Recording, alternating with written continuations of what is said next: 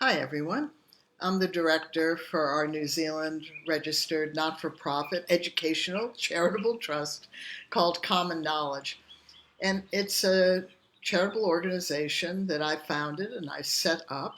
And I put 25 years of work that I and hundreds of families had developed in the early 1970s.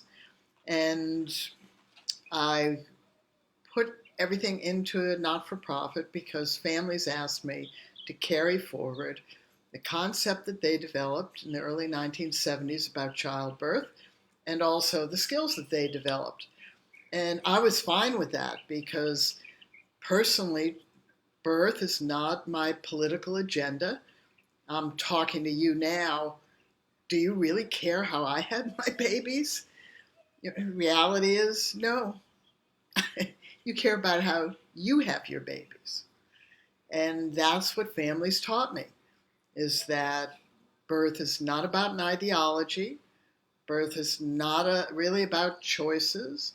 Birth is not really about where it occurs or who's present or the woman's circumstances or her choices or lack of choices, change of choices, or what happens to her at her birth. It's not really about where you birth or who's present.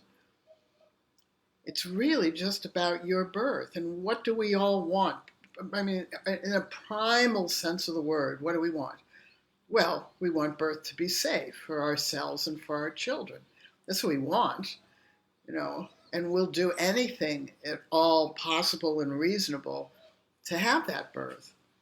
However, something happened between when I gave birth in 1970 and when I gave birth last in 1982, and that was the globalization of the conversation around childbirth.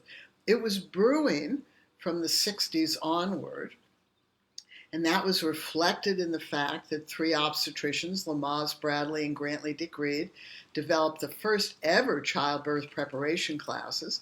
They were targeted to low-risk women because they were seeing that all births were coming under the umbrella of modern maternity care, which meant that the evidence-based practice of that day had standards of care and assessments, monitoring, and procedures. And they were questioning whether that was necessary for low-risk women. Now, that's a whole other conversation because that makes an assumption that low-risk women have low-risk births or that high-risk women have high-risk births. And that actually hasn't ever been accurate in the sense that no matter your risks, that doesn't determine how easily your baby comes out of your body, nor how well you cope or stay on top of the natural occurring pain of labor. So when I started this, it was an accident. I was a body worker, and I worked with a lot of pregnant women who had bad backs and had birth stories, and a lot of women my age whose bodies had been damaged from birth. And we didn't find the Lamaze and Bradley skills in the U.S. or the Grantley Dick Reed skills in New Zealand to always be adjustable or adaptable. And they were so focused on low-risk natural birth, pain-free labor with no medical care that most of us fell outside that criteria, and we just really didn't get invested. And that was sort of the primal mistake, because had these guys said, well, 100% of pregnant women are going to give birth, one way or the other, and everybody, it should be normal and natural when you're pregnant to learn some skills and use those skills where you work through your baby's birth journey, I would not be talking to you today. The reason I'm talking to you today is that that message didn't get given. The message got given that if you do X, Y, and Z, low-risk women will achieve a natural birth, hopefully pain-free birth, with no medical, now they use the word interventions. And now it's even gotten worse since the 80s. That used to be the goal, and now it's a home birth in water with a midwife and having an orgasmic birth and being left alone to discover birth. Well, your midwife sits in a corner and knits, and there you go. If you can have that kind of a birth, then you're considered to be having the ideal birth. And when I taught midwives many years ago in New Zealand, we asked, what was your concept is a profession for an ideal birth, and that's what it is, right? It's the ideal birth. And that's hard enough. That leaves out all of us. But that was the end of the conversation, which was, in this series I'm talking about, the list of interventions. Now, New Zealand is sort of the best place to have this conversation. And I've lived there since the 90s when I set up the trust, because it's a midwifery model of care. That's what it is. It's a maternity model led by direct entry midwives. It's free to the consumer. Midwives are an autonomous profession, and each midwife works autonomously and is paid by the government either to work in the district health board or to be a community midwife. But they all have their own clients, and it's a partnership model in which women's choices are respected. And women love midwives because they give them 24/7 care, and the guidelines to practice is when women want you to be there, you'll be there. So a midwife is with her for hours or days sometimes, and that women can always say no at any time. And if you need an obstetrical consultation, the midwife remains as your lead maternity carer if you want that. And so you have this ideal situation that everyone in the natural birth movement, once it globalized, wanted. And what could go wrong? Well, on the one hand, everybody loves the midwives. They are giving so much. And that's what we saw very early on in the 70s, when midwives were, in some countries, radical midwives. They were doing a lot of home births, lay midwives in the United States. And this is what the natural birth movement and the home birth midwives wanted. They wanted what is in place in New Zealand. And so what could go wrong? Well, the cesarean rate in 1990, when they took over the maternity system, was 12.9%, and they considered that to be higher than the World Health Organization recommended amount, which was at that point 9%. So they basically said to the government, midwives are the best care providers for pregnancy and birth because, and they use this slogan, is that pregnancy and childbirth are normal life events that rarely require medical care. So because they're direct entry and not nurses, they don't consider themselves to be medical. The question still remains today, and I've never had an answer for this, is why, if you as a group of people supported by a group of consumers believe that pregnancy and childbirth are normal life events that rarely require medical care, why are you being trained for 4 years? What's that all about? And if you're being trained to do assessments and monitoring and some procedures and skills that you either learn or you develop from being at a lot of births, if that's important to all of you as women and men, and this is your profession that says that this is important in order to be a direct entry midwife in New Zealand and offering services, then why don't you believe that consumers that you work with should have some skills to do the activity of birthing their baby? Where does that not fit into the common sense? And it doesn't. And it didn't for the 25 years before I moved to New Zealand, which was even weirder because everybody wanted what got put in place in New Zealand. And when I got to New Zealand, I set up the trust and I began to speak out as the director of the trust and what families asked me to do. And the concept, which is that it should be just normal and natural when you're pregnant to learn some birth and birth coaching skills by yourself, one way or the other. You can go to a class, go to the library, go online, read a book, and then use those skills with you while you work through the activity of birthing your baby, because you get pregnant to have a baby, not a type of birth. And really, as I started off, we really do not care how somebody else has their baby. We just care about our own birth. So why wouldn't you want to be skilled to do this activity? And why wouldn't your primary care provider that's in a partnership with you be saying, we have to balance this partnership. I went to school for 4 years. You've got basically from 24 weeks to birth to self-learn some skills. And then when you're doing this activity, we should both have an expectation that you're using some skills to cope, manage, work through, deal with, handle, stay on top of, feel in control. Wouldn't that be nice if all pregnant, birthing women and their other work together through the activity of birthing their baby, no matter where the birth occurred, no matter who was present, no matter the woman's circumstances or her choice or lack of choices, her change of choices, or what happens to or around her at the birth. Why isn't that common sense? And it's not common sense, as I've been trying to say, because after COVID, I decided I've got to get out there and talk more about how insane the conversation around childbirth has been in my lifetime and why we need to change it. We just need to grow the concept. It's an idea. When you're pregnant, it's normal and natural to learn some skills. Those are the words. And the actions are self-learn some skills and then use those skills to work through the activity of birthing your baby.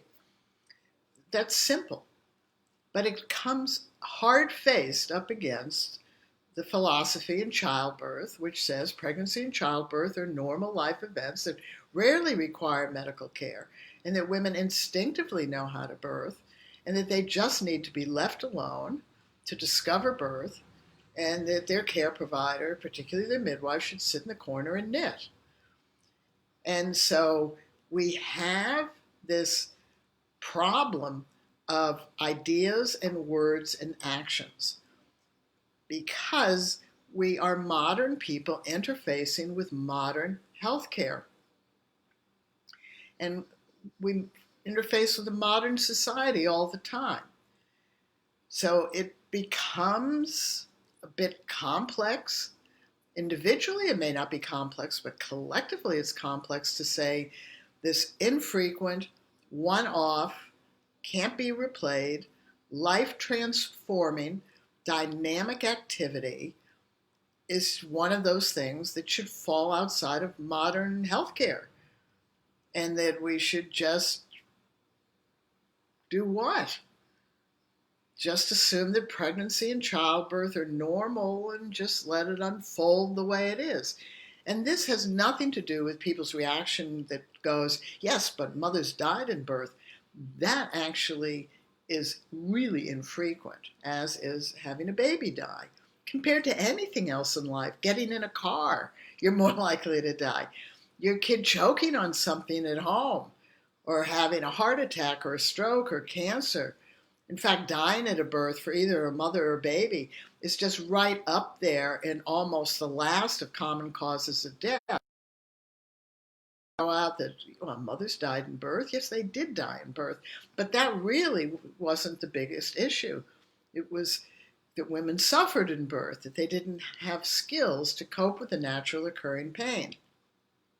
And the fact that risks were considered to be normal and natural and physiological parts of pregnancy and childbirth until modern medicine came along and started to say, hey, wait a minute, we can give you pain relief.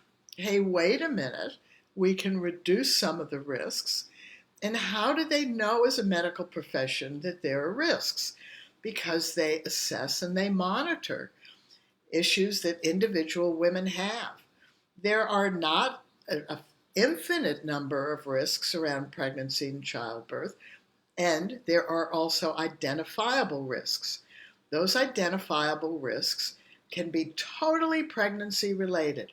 For instance, if my baby is a breech baby, there's risk associated with a breech birth. The cord can come down before the baby, and it can be compressed as the baby comes down through the pelvis, or the head can get stuck. And those are risks. If I had twins, those are risks. If I have gestational diabetes, or I've had cancer, or if I've had any number of issues, asthma, really. So we have identifiable risks when we're pregnant. And when we have a belief that pregnancy and childbirth are normal life events, on the one hand, of course they are. We get pregnant and we give birth 100% of the time, so that's normal and natural. And associated to that normal, natural, physiological state are normal and natural and physiological risks. So when I gave birth in 1970, 95% of us labored because risks were considered to be normal, natural, and physiological. Whether we coped, whether we suffered, whether we labored for hours or days, whether we had a good outcome or a tragedy, it was considered to be normal and natural because the medical profession wasn't sophisticated enough to really do much about it.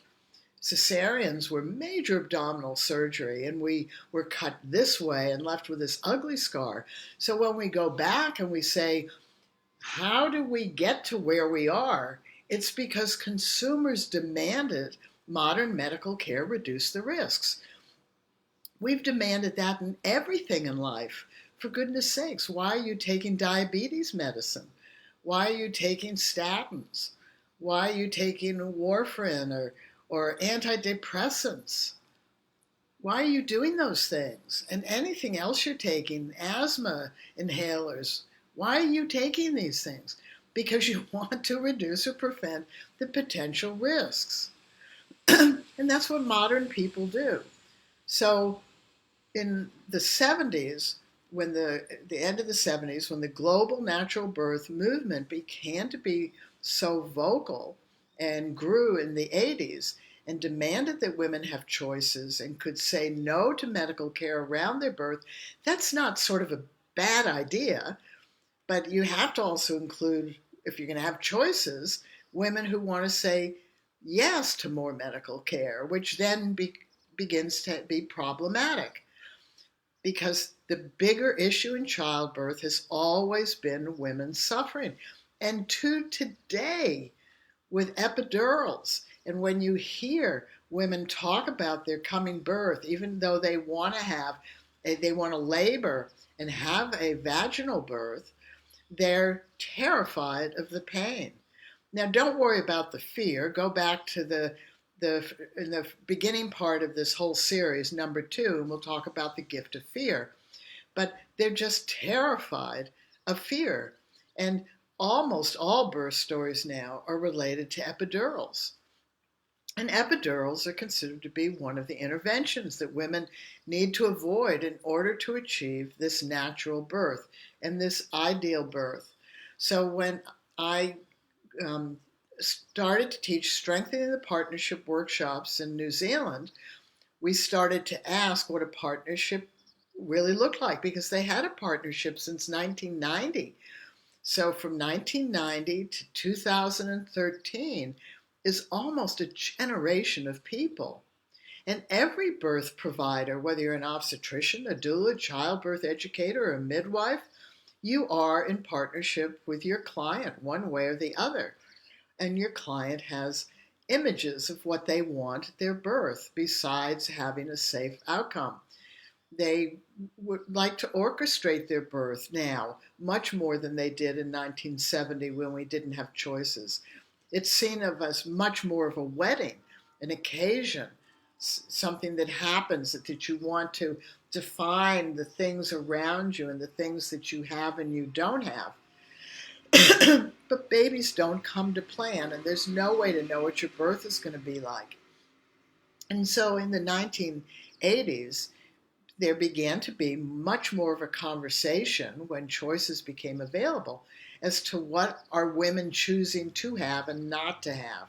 And that's when all of the assessments and the monitoring and procedures that were standards of care, evidence-based practice, guidelines to practice when I gave birth in 1970, all became known as interventions, with the implication was that they were unnecessary and imposed on women, and that goes back to the separation of women who are low risk versus high risk, with the assumption that a low risk woman who's pregnant with a baby will, one, is cope well and not suffer, and two, that there won't be any risks, and those risks won't evolve into some problem, and that problem won't evolve into some tragedy. And so we've, as women, have separated ourselves from one another, and that's unwise because 100% of us give birth. And while I'm talking to you, honestly, you do not care how I had my baby. And I really don't care how you have yours. But I cared how I had my baby, and you care about how you have your babies. And what I learned from the families that I worked with is that having a baby or giving birth to a baby didn't tell us what we had to do because it's an activity. We will never know what it's going to be like till it unfolds. It unfolds as an activity that each woman does alone with her baby, no matter where she births or who's there or anything.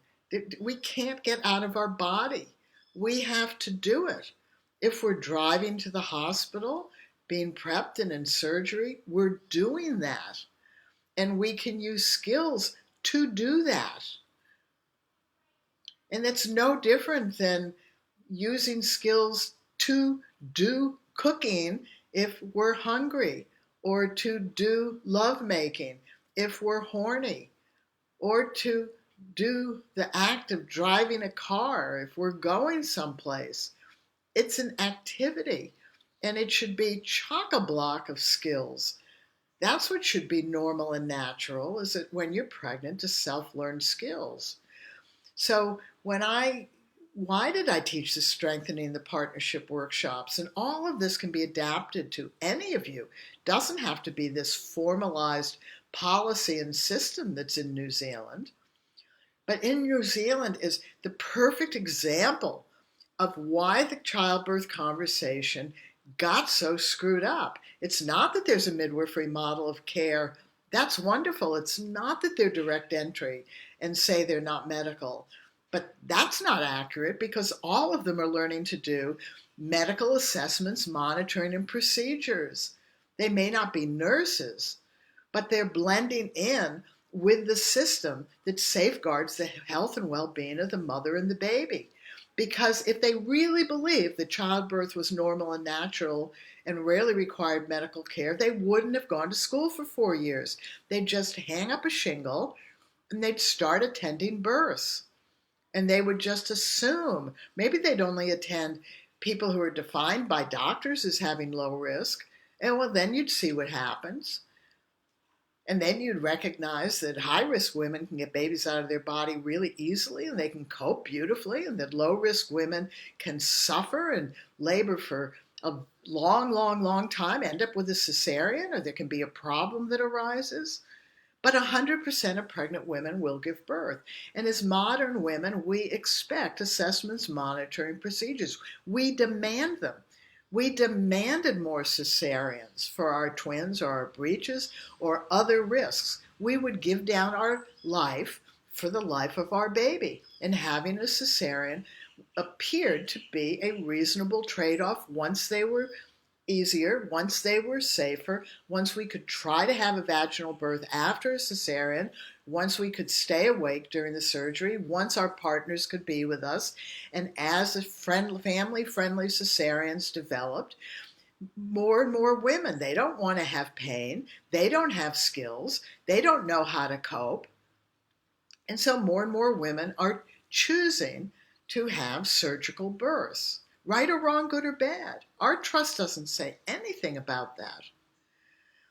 And so when we're faced with messages that we as women give each other, I had a natural birth, you didn't, we don't know what the word natural means. I've spoken to tens of thousands of women. I read Facebook pages.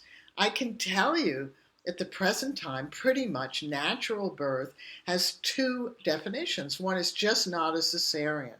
And all the medical interventions, assessments, monitoring procedures can be part of that. It's just not a cesarean. Right? For others, no. It is this list of interventions. This was the list that the midwives in the courses gave. Because, as it says in the description, the question our trust asked was, what is your goal as a profession? And that's important. What's the goal of being a teacher? What's the goal of being an auto mechanic? What's the goal of being a general surgeon or a dentist? What's their goal? And for the New Zealand midwives, their goal, because their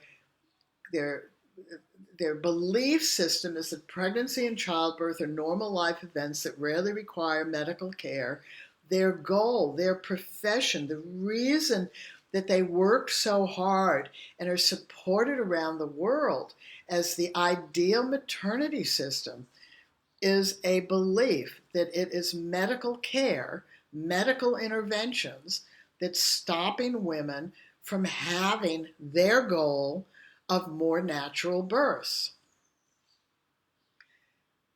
And this is complicated because it is normal and natural and physiological to have risks.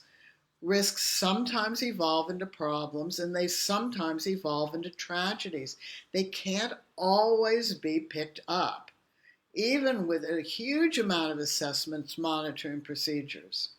I had a friend who had 27 ultrasounds in her pregnancy from an IVF, and they found 2 babies. And she was in a car accident on the way to the hospital in labor. And it turned out she had 3 babies. And the 3rd baby was 7.5 pounds. 27 ultrasounds missed that. So you need to understand that we as modern women want to be protected by the medical profession.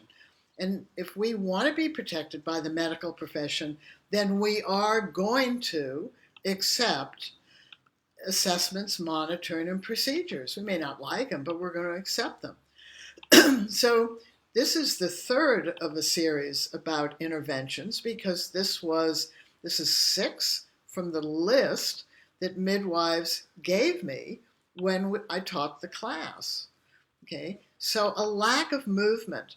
And I always thought that was very interesting, because that came from my generation of women who weren't permitted to get out of bed. And yes, we would have liked to have been able to move around. And then the question was what happened when women in labor didn't feel like moving around? A lot of women don't. The labor contractions get very intense and they plant themselves somewhere. But they're being encouraged to change positions frequently without any regard to the fact that every time you change your position, your baby has to adjust to the change in your connective tissue, soft tissue, and muscles. Nobody's paying attention to that. So lack of movement on one hand is an intervention that women can't get out of bed, has to be balanced by the fact that often women are moving from position to position to position, and they do not know whether the positions they're assuming are helping or hindering their baby come down through and out their body. We don't discuss these things.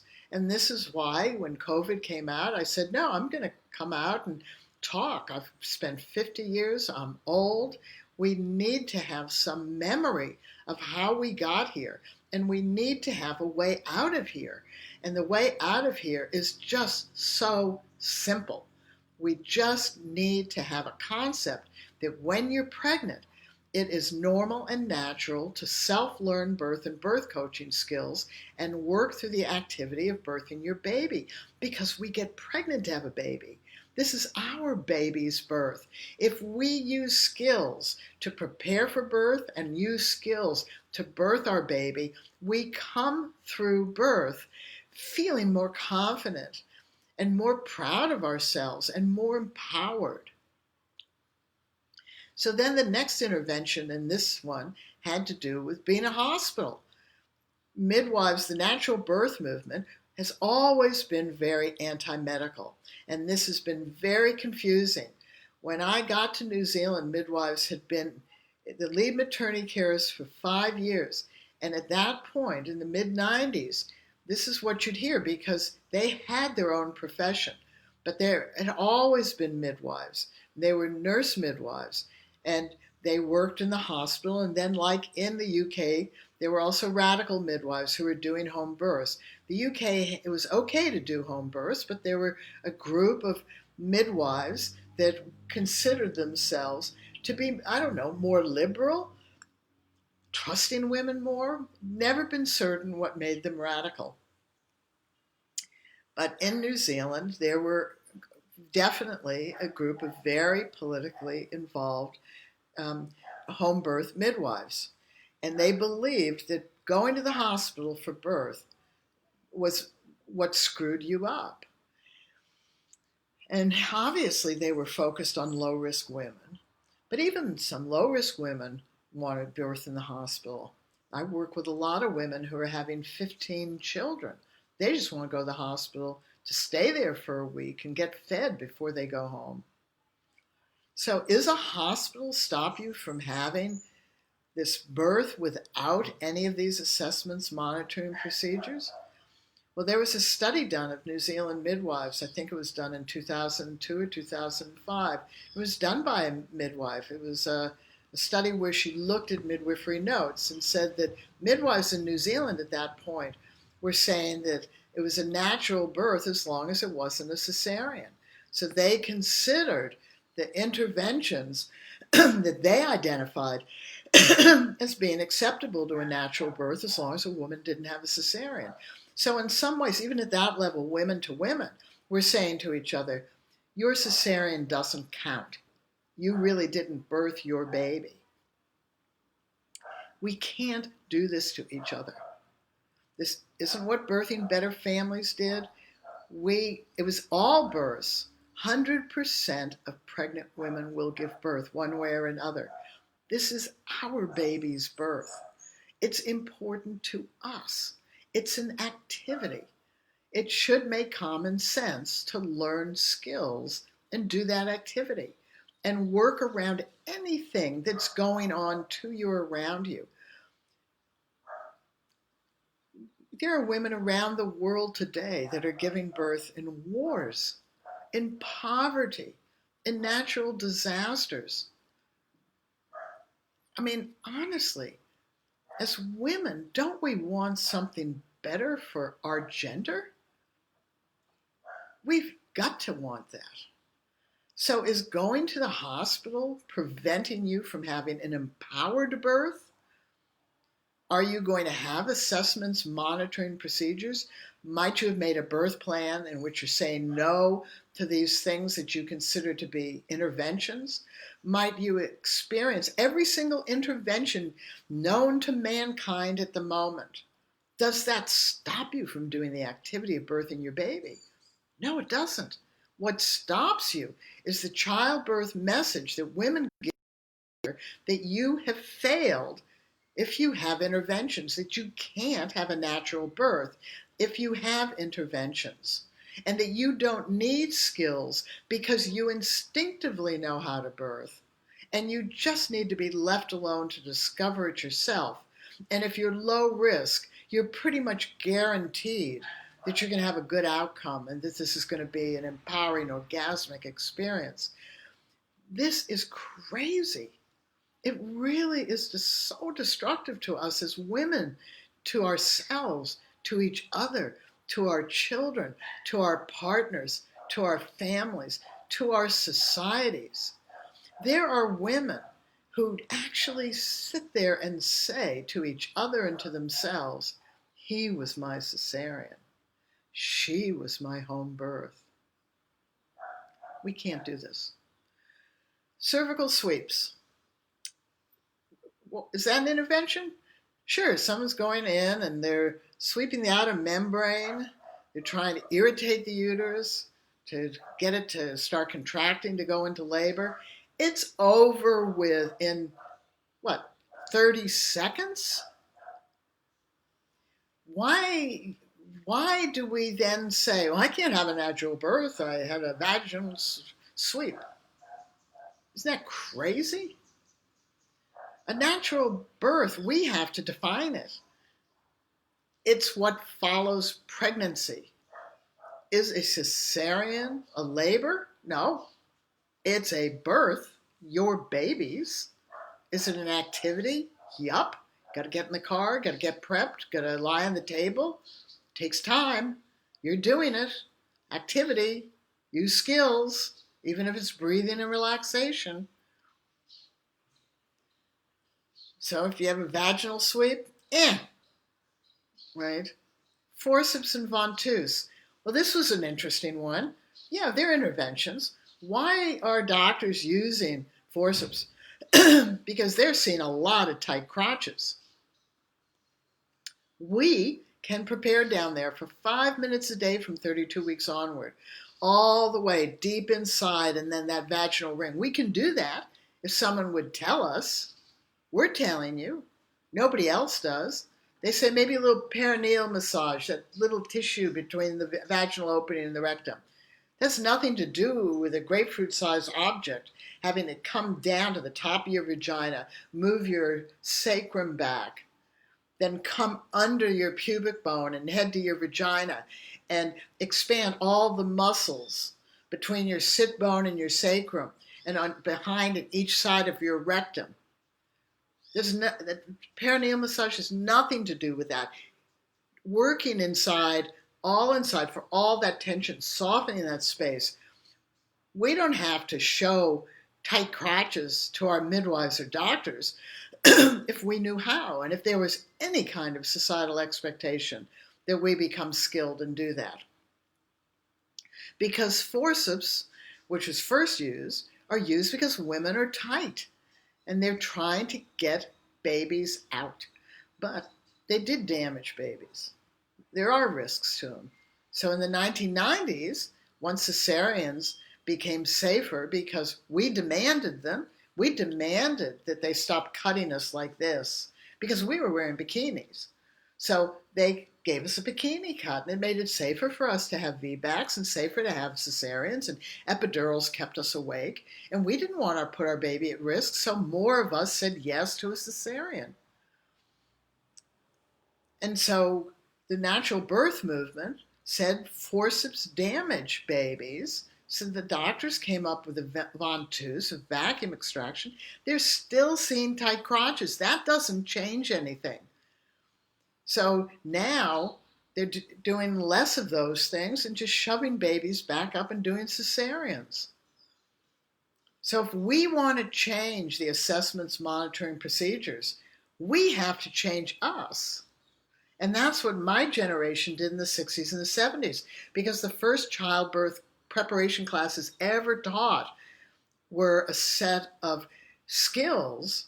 They needed to evolve. They got shut down by the natural birth movement that said women don't need skills. Cows aren't taught to birth.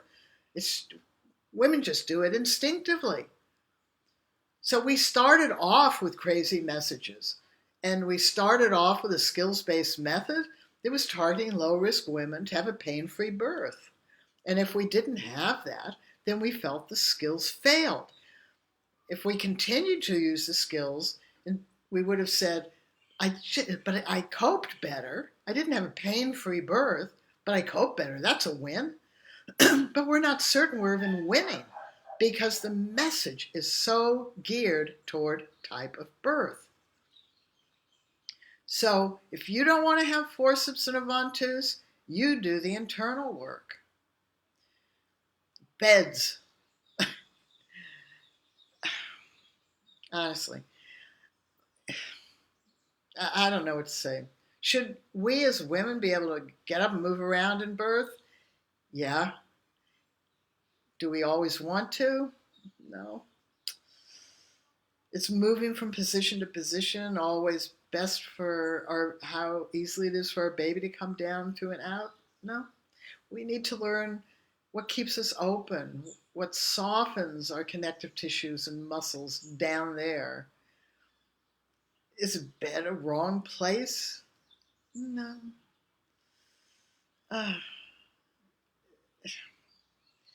We're picky as women, aren't we? And we're kind of mean-spirited to each other. I mean, we all know the conversation. I got up and I nursed 6, 7 times a day. Yeah, I was tired, but that's what women should do. Well, I just let my baby cry at night because I needed my sleep. It doesn't matter. It's your birth. It's your family. It's your baby.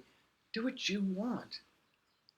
So if you feel you shouldn't be in bed during birth and you're required to be in bed because of whatever, we just got on with it. We looked at that and went, is that the worst thing in the world that's ever happened to me? So I have to stay in bed while I'm doing the activity of birthing my baby? Am I going to be traumatized for life because I wasn't able to get up and move around?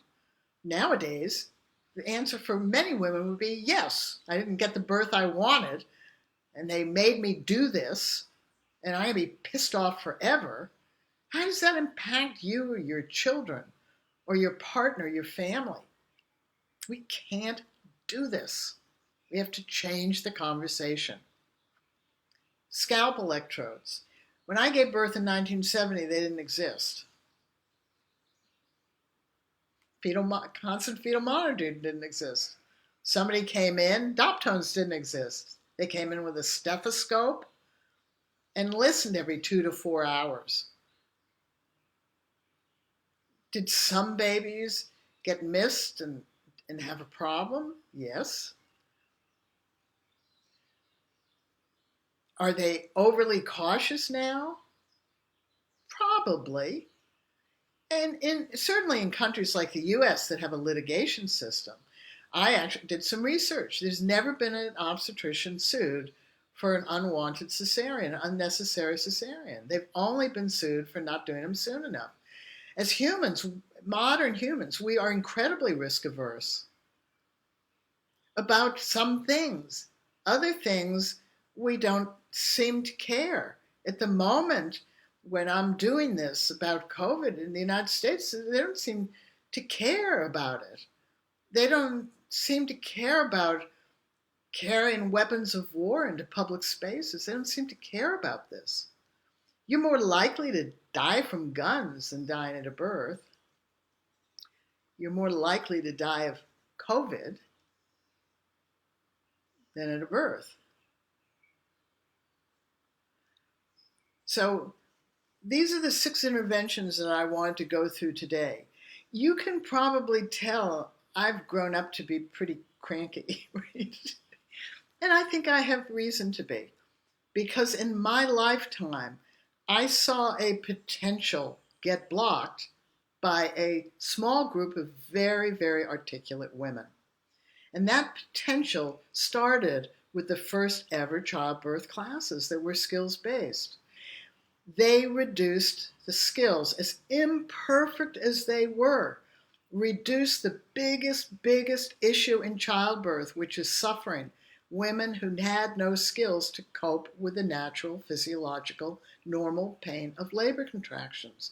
And when labor and delivery nurses and obstetricians saw multiple millions of mothers and fathers working together, the whole evidence-based practice of the 70s changed, and it opened up and allowed you to really exercise your rights to choose. At the same time, all the classes moved over to information, got rid of the skills because the natural birth movement poo-pooed the skills, and then nobody became skilled, which means that those labor and delivery nurses and obstetricians, a generation later, see nobody skilled. And there's more use of the interventions, particularly things like epidurals. What the natural birth movement said was there's going to be a cascade of interventions. And everybody bought into that. That's never been accurate. Okay? It's never been accurate. They'd say, well, if a woman gets into bed, she can't move around. It's going to be a cascade of interventions. Not necessarily. If she's in bed and the labor progresses, it's going to progress. If she walks around and her labor doesn't progress, that has nothing to do with it. So even if you have a bunch of assessments, monitoring procedures, every single one of them, Nobody will ever stop you from using breathing, relaxation, or other skills, or stop your partner from using them with you. They will praise you. They wished more women and men were skilled, but it's not their job to tell you. Although we would like every birth worker to tell all of their clients that it's an activity and they should learn some skills. We'd like every birth professional to give every client a simple list of skills-based methods and say, pick one or more. And at 24 weeks, we're going to start to put what skills you've learned into your notes so that everybody will know what they are along with your choices. We would like every birth professional, childbirth educator, doula, midwife, obstetrician, to say that to their clients, because that's how we grow a skilled birthing population, is we do that by giving a message out. And we give a message to each other as women, to each other as men, and it's nice if it comes from our care providers. We want them to tell us what we should be doing to safeguard our health and well-being of us and our babies. And that's why when I taught these workshops to New Zealand midwives, and they have never had an interest since the 90s, they still don't, and this is 2020, this is why we're seeing that the midwifery model in New Zealand will never continue the way it is, because midwives are absolutely exhausted. The cesarean rate is now 26 to 28%. Midwives love their midwives. Women love their midwives, but they feel they're failing in birth. And the message is still that pregnancy and childbirth are normal life events, meaning safe, easy, good outcome, that rarely require medical care. There is no concept that giving birth is an activity that 100% of pregnant women are going to do. And all of us as pregnant mothers and fathers should just learn some skills and use those skills.